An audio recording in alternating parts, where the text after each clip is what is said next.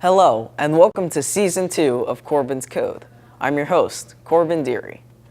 You may have heard about Bitcoin, the decentralized cryptocurrency.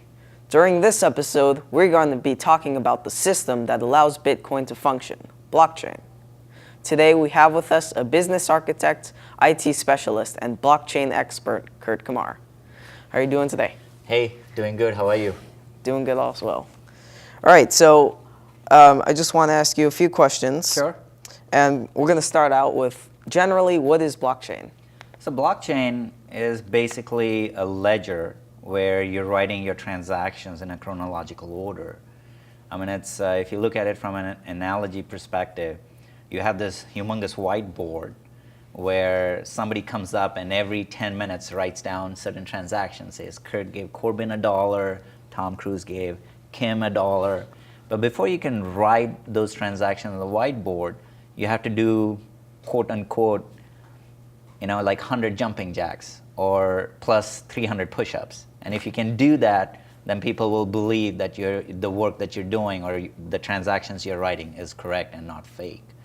So it's almost like a ledger, and anybody can do this. You don't have to ask for permission, and it's not controlled by a company or by a government or a person.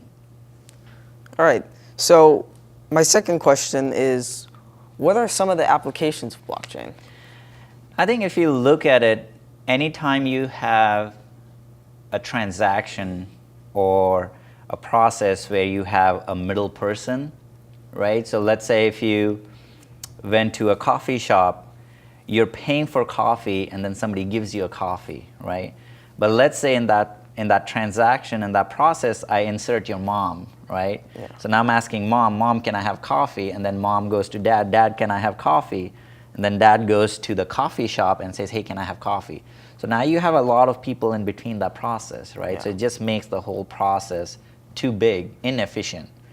So the applications for blockchain is actually in healthcare, in insurance, anywhere you have people other than the one who's consuming the services and the one that's providing the services, and that's where blockchain would shine. So the best example is right now for payments.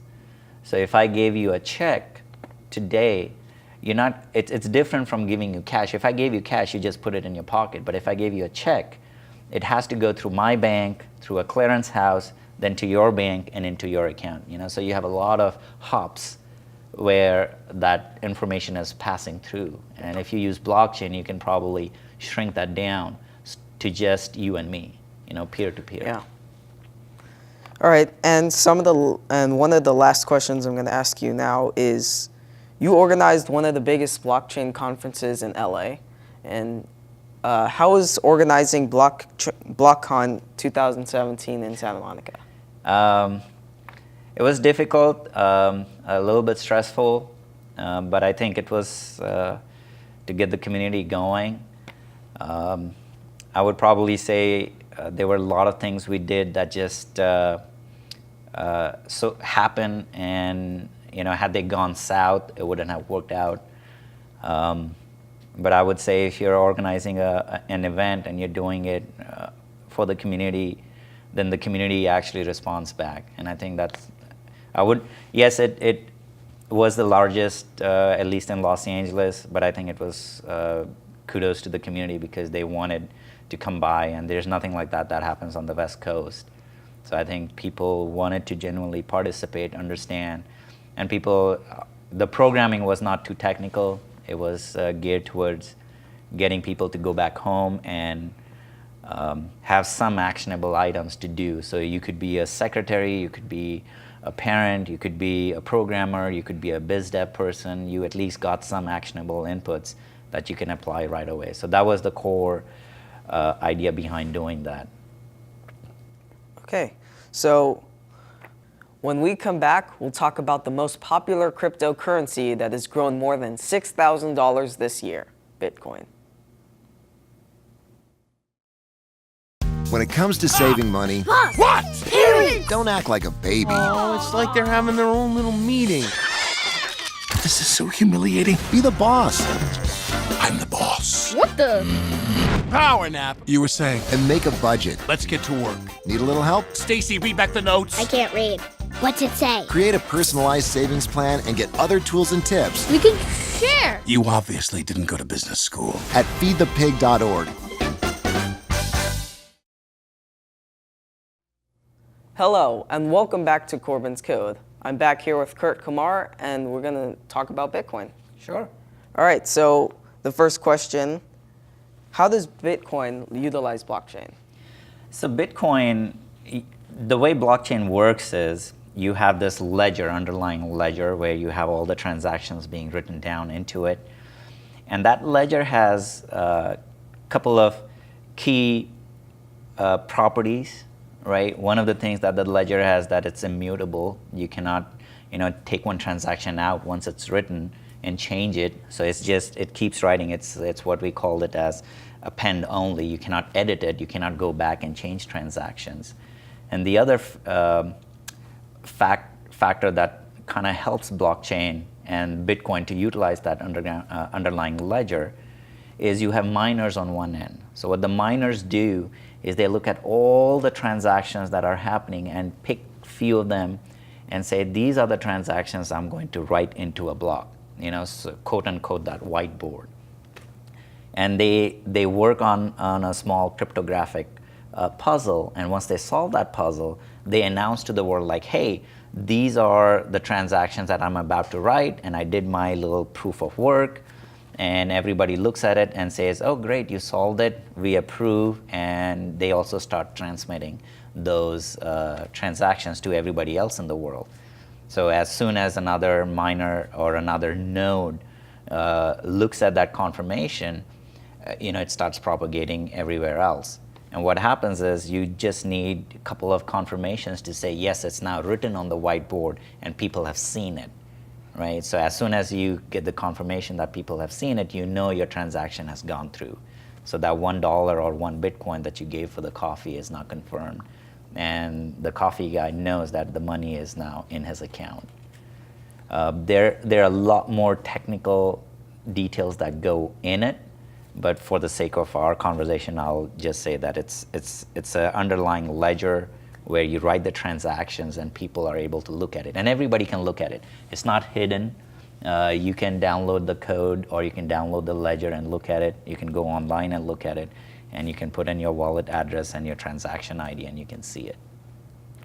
Okay, so another question is, what is an ICO?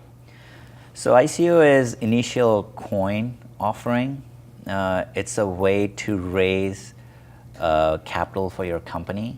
So the traditional route, if you looked at it in a couple of years back, traditionally in Silicon Valley, you would come up with an idea. You'll say like, hey, this is the best coffee I can make. But before you can mass produce it, you need to go get some capital, some money to get equipment, get hardware, get developers. And that was traditionally done through venture capital. But nowadays what's happening is as long as you have an idea, you can crowdfund it. So you can come to me and say, hey Kurt, I have this excellent idea about a podcast. Can you give me $100? I'm like, okay, here you go. So it's more one-to-one, like you have reduced the amount of people that are in your process to get the money to you, right? And if you do it globally and you can raise funds from people in Japan, they don't need to be in the same city, you don't have to go meet them face to face. You probably would meet a couple of people face to face, but that's the core idea of an ICO, that you're able to raise funding, and it's a new way of doing it because you're now able to reach out to anybody in Pasadena right now, or in LA, or in Kazakhstan, and say, I'm doing this podcast, do you like it? And if they do, they'll give you some money to move your project forward. Hey, let's check out this park. Oh, wow, that's really cool. To find a great local park or forest near you, go to discovertheforest.org. You've already explained why an ICO is important, but can you go over that again? Sure. And if you were today a founder, you would spend a lot of time trying to meet investors, right? And then that kind of takes up a lot of time, and sometimes it's productive, sometimes it's not.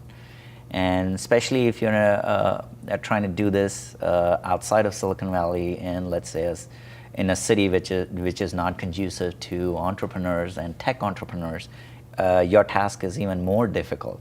And so what happens is you go through this elaborate dance of trying to raise the fund, but you cannot raise it, and then at some point you get dejected or you feel frustrated and you feel like I should be writing code and taking the company forward, taking the idea forward, but you can't because you're financially constrained because you don't have the funding.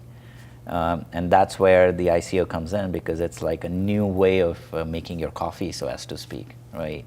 You are not bound to just few key investors in your city. You can go down to the entire globe, the entire world, the 7 billion people. You can speak to them directly, which you couldn't do before, right? So in that regard, an ICO is like important because it's changing the game. It's a fundamental shift from what people used to do for raising funds versus how this is now. You can reach out to anybody, and as long as you follow certain regulatory and legal paperwork, you can reach out to all the 7 billion people, market to them, and say, hey, I'm building the next Tesla, or I'm building the next Gmail, and I would like some funds. So it's like you're going to the masses, which is what the dream was initially when you look at the blockchain and the philosophy of why it needs to be peer-to-peer. Yeah. Okay, so last question.